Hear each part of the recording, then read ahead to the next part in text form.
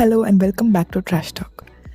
இந்த வாரம் எபிசோடில் மறுபடியும் கொஞ்சம் செல்ஃப் கேர், மோட்டிவேஷன் இதை பற்றின ஒரு எபிசோடாக தான் இருக்க போகுது. ஐ நோ இதை பற்றி நான் நிறையா பேசியிருக்கேன் already, but still I think it is important to tell that again and again. And sometimes நமக்கு தெரிஞ்சாலுமே it is good to remind it again, because நமக்கே தெரியாமல் நிறைய நேரம் we go back into that loop of depression and self doubt. So it is just another reminder episode to be more kind to yourself. So ரீசெண்டாக என்னோட ஒரு ஃப்ரெண்டோட status நான் பார்த்தேன். ஓகேவா, அதில் எக்ஸாக்ட் வேர்ட்ஸ் ஞாபகம் இல்லை, பட் என்னென்னா, the world was never meant to be a competition of appearances, but it was meant to be a gallery of individuality where every person adds their own color, flavor and texture. So ரொம்ப சிம்பிளான ஒரு விஷயம் தான், but I felt like it's too deep. நம்மளை சுற்றி இருக்க என்வாயன்மெண்ட்னால influence ஆகி பாதி நேரம் we tend to look at everything like a competition. everything literally, கெரியராக இருக்கட்டும், பர்சனல் லைஃபாக இருக்கட்டும், ஒரு அச்சீவ்மெண்ட், ஒரு மைல் ஸ்டோனுமே அந்த டிஸ்கிரைப் பண்ணுற விதமே பாருங்கள். அச்சீவ்மெண்ட், மைல் ஸ்டோன், இந்த மாதிரி எல்லாத்தையுமே ஒரு காம்படிஷனாகவே நம்ம பார்க்க ஆரம்பிச்சிட்டோம்.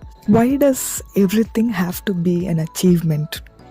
or எதுக்கு இந்த மைல் ஸ்டோன் லைஃப்பில் ஒரு சில மைல் ஸ்டோன், இப்போ கார் வாங்கணுன்றது ஃபஸ்ட் மைல் ஸ்டோன், வீடு வாங்கணுன்றது செகண்ட் மைல் ஸ்டோன், கல்யாணம் பண்ணணுன்றது ஒரு மைல் ஸ்டோன். அந்த மாதிரி எதுக்கு நம்ம லைஃபோட விஷயங்களை அப்படி மைல் ஸ்டோன்னால் எடை போடுறோம். அஃப்கோர்ஸ் அது எல்லாமே நமக்கு இம்பார்ட்டண்ட் தான், பட் அது நமக்கு அவசியமாக இருந்துச்சுன்னா அதை பண்ணணும். பட் மற்றவங்க பண்ணுறாங்க அப்படின்றதுக்காக அதை பண்ணணுன்ற அவசியம் இல்லைல்ல.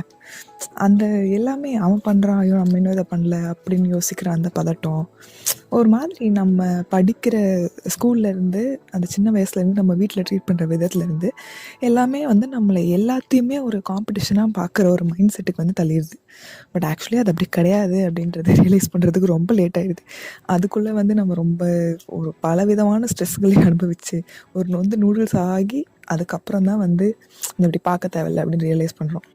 சில நேரம் ரியலைஸ் பண்ணுறதே இல்லை, அப்படியே ஓடி ஓடி ஓடி அந்த ஓட்டத்துக்கு நடுவில் எதுக்காக ஓடுறோன்னு மறந்துட்டு அப்படியே ஓடிட்டுருப்போம். ஸோ அந்த மாதிரி இல்லாமல் ஒரு ரொம்ப ஸ்ட்ரெஸ் ஆகும் போதெல்லாம் ஒரு ஸ்டெப் பின்னாடி போய் ஆக்சுவலி நம்ம என்ன பண்ணுறோம், எதுக்கு பண்ணுறோம், யாருக்காக பண்ணுறோம், நம்ம நிஜமாகவே அதை என்ஜாய் பண்ணுறோமா அப்படின்றது இன்னொரு தடவை யோசிச்சோன்னா லைஃப் இன்னும் கொஞ்சம் பீஸ்ஃபுல்லாக போகிறதுக்கான ஒரு சான்ஸ் இருக்குது. கொஞ்சம் வருஷத்துக்கு முன்னாடி 23 வயசுனா கல்யாணம் பண்ணிடணும், இல்லை 25 வயசாச்சு, அது கொஞ்சம் இப்போ 27 வயசாச்சு. ஸோ ஒரு மாதிரி சொசைட்டியோட நார்ம்ஸ்க்கு ஏற்ற மாதிரி அந்த வயசை ஷிஃப்ட் ஆகிட்டே இருக்கே தவிர தேர் இஸ் ஸ்டில் ஒன் வயசு டு சே நீ இந்த வயசுக்குள்ளே கல்யாணம் பண்ணணும், இந்த வயசுக்குள்ளே வேலைக்கு போயிருக்கணும், இந்த வயசுக்குள்ளே இவ்வளோ சம்பாதிக்கணும் அப்படின்ற மாதிரி ஒரு சொசைட்டல் நார்ம்ஸ், அன்டோல்ட் ரூல்ஸ், அந்த மாதிரி தானாகவே ஒரு நார்ம் ஃபார்ம் ஆகிட்டே இருக்குது. பட் அந்த நார்ம் ஃபாலோ பண்ணணும்னு அவசியம் கிடையாது. அது ஐயோ லைக் இவ்வளோ வயசாகிடுச்சு நமக்கு, நம்ம இன்னும் அந்த ஸ்டேஜ் ரீச் பண்ணல, நம்மளை சுற்றி இருக்க எல்லோரும் இதெல்லாம் பண்ணிகிட்ருக்காங்க அப்படின்னு சொல்லி ஒரு ஸ்ட்ரெஸ் ஆகி தேவையில்லாத ஒரு அடிஷ்னல் ப்ரெஷரை நம்ம மேலே போட்டுக்குவோம். அதுக்கு சோஷியல் மீடியாவும் ஒரு one of the important reasons. And then நம்ம சொந்தக்காரங்க, சுற்றி இருக்கவங்க, அப்பா அம்மா, இந்த மாதிரி இவங்களோட ப்ரெஷரும் அதர் ரீசன். இது எல்லாத்தையும் கேட்டு பேனிக் ஆகாமல் எந்த நேரத்தில் எது பண்ணோம் அப்படின்னு சொல்லி நம்ம பொறுமையாக யோசித்து பண்ணோன்னாவே கொஞ்சம் என்ன சொல்கிறது, இந்த ஸ்ட்ரெஸ்ஸு, ஆன்சைட்டி இதெல்லாம் வராமல் இருக்கும்.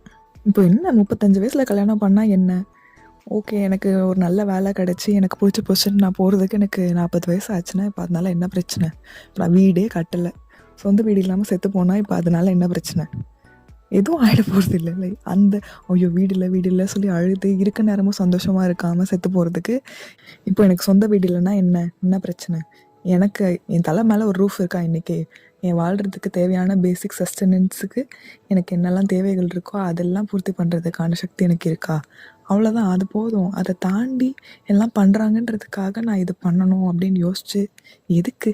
நம்ம ரொம்ப அந்த மாதிரி யோசித்து பேனிக் ஆகாமல் நடக்க வேண்டிய நேரத்தில் எல்லாம் நடக்கும்னு யோசிச்சு சில்லாக நம்ம வேலையை பார்த்துட்டே இருந்தோன்னா ஒரு பாயிண்டில் நமக்கே நம்ம ஆசைப்படுற விஷயங்கள்லாம் செய்கிற அளவுக்கு ஒரு கேப்பபிலிட்டி வரும்.